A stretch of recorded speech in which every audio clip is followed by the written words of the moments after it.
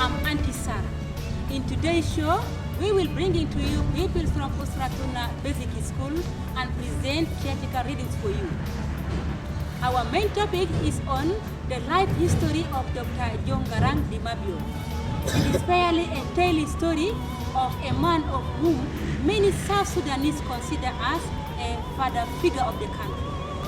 In this series of young children program, picks up issues South Sudan currently faces, and it makes viewers aware of the issues and encourage thinking possible solutions for the problems. By showing the different aspects of the issues and the way people are wrestling with the problems, this children program will enlighten and stimulate the public towards peace development. Let us now start our story. Thank you, Auntie Sarah. Yes, tell us about Dr. Garang.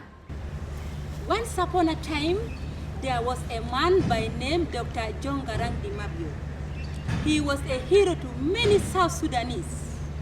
He was born on the 23rd of June 1945 in a humble family at Buk, a small village called Abarom, along the river Nile at Bor in the former Jonglei state. Who was Dr. Garang? Dr. Garang was a famous South Sudanese who sacrificed himself for the freedom of this country. Is Bor near the Nile? Tell us about Bor. Yes, where he was born is really flooded with water of the river Nile. Garang was born in a humble family. His mother's name was Gak Malwal Kwon, and she had 9 children. Garang came in the middle. His child name was Garang Mabior Atem Arwai. Mabior means a bull with huge horn. Does the name fit him right? Yes, the name fits him and huge like him. Garang was a brilliant and courageous person throughout the whole liberation struggle. And he was also a peace-loving person like his description. Who wants to be like Garang? Me. Congratulations. How comes he has so many names? In South Sudan, it is always in the traditional way. Christian children should be given Christian name according to their Christianity under the influence of the missionaries. Garang was baptized and named John, belonging to the Dinka family. He used to look after the family's heads of cattle. Why was Garang made to look after the family's heads of cattle?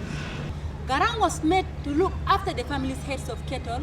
It was a common norm with the Nilotic of South Sudan. Garang lost his parents at a tender age of 10. You mean he was an orphan? Poor Garang? Who took care of him? And how did he go to school? It was one of the family members called Uncle Atwei Arwai who took Garang to school. Garang went to elementary school in 1953 and later joined Rumbek Senior Secondary School, the only secondary school in the south. Garang performed there very well, but because of the injustice he shows around him, he left school at the age of 16 and joined the Freedom Liberation. Why did Garang leave school at the age of 16? Garang left school at the age of 16 because of injustice he shows around him. What kind of injustice? By that time, there was no equality, so it discouraged him. He made his mind, so he went and joined the freedom fighters. You mean the Anyanya force with many refers to us the snake poison?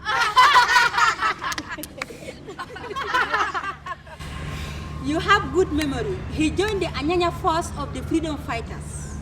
Was it a good idea? Why did he leave school at a very young age to join the freedom liberation? That was not the end of education. Garang and the other young fighters were given guidance by the old freedom fighters. What do you think was the advice? I think they was given advice to fight. No, they were told to go to school to be effective freedom fighters for their people. Since there were no high school around, so they told Garang and his groups to go to the south. Where do you think that may be? South of Ethiopia? That must be Kenya. That's right, you know your social studies and geography very well. So Garang with 6 others headed on foot to Kenya. due to shortage of funds, after entering Kenya, they faced a lot of hardship. What kind of hardship did he face? The hardship Garang faced, by then Kenya was administered by the British. So it was difficult to get any funds so that to proceed with the education. It was Ota Ochwada, a famous Kenya freedom fighter, who came to Garang and his friends and rescued them. Who was that friend? It was Jaramogi Oginga Odinga, Minister for Home Affairs in pre-independence Kenya by then. How lucky Garang and his friends were to meet him. Garang was very lucky and his groups because those who rescued them were also the freedom fighters, and they were fighting for their own freedom, for their own independence of the country. Then they were then sent to Uganda by the Kenyan government. We should then thank all the neighboring countries who helped Garang and his friends. For sure, we should thank the neighboring country who assist Garang through his struggle. So, a friend in need is a friend indeed. Garang later went to school in Uganda and Tanzania, where he finally became a teacher and a scholar. Now, from the history of Garang himself, what did you learn? Joshua. He is a peace-loving person. Tinga. Garang was a friendship, brilliant boy in his studies. Understand that education is the key of success. This makes our country develop. Peace promotes better education.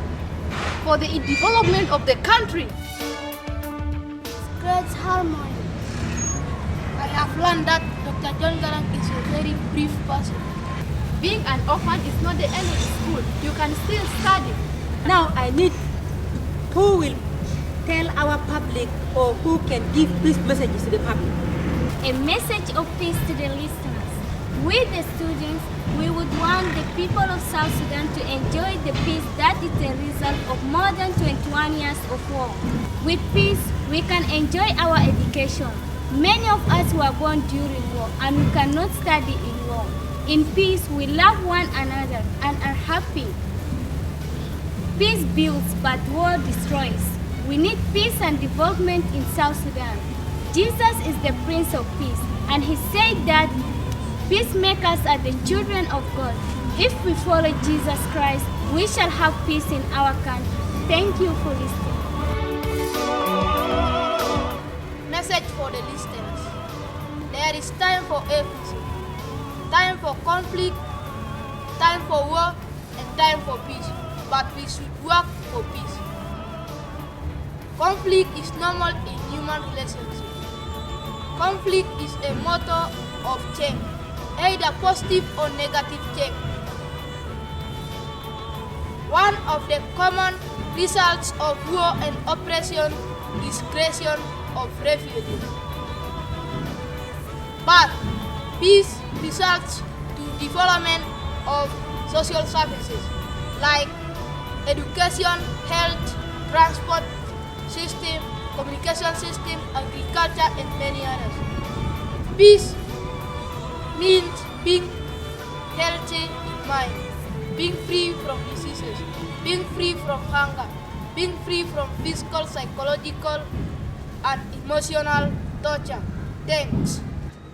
Peace, peace, peace. When you are there, people are happy. People love one another. People stay in harmony. How important you are.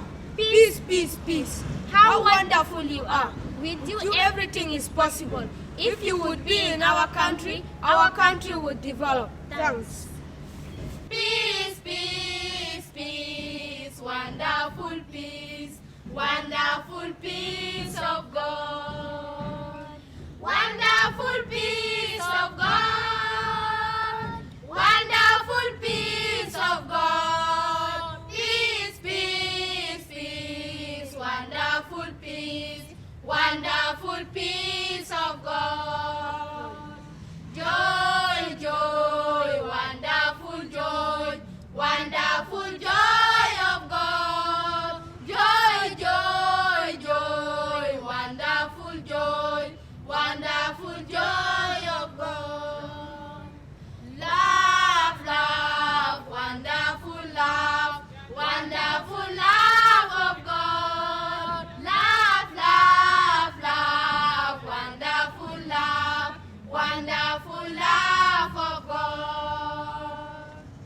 Those were the young children from Stratuna Basic School brainstorming towards peace development.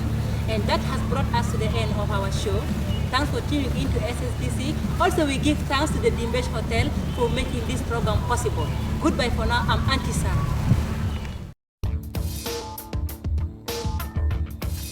Some of us were born in war,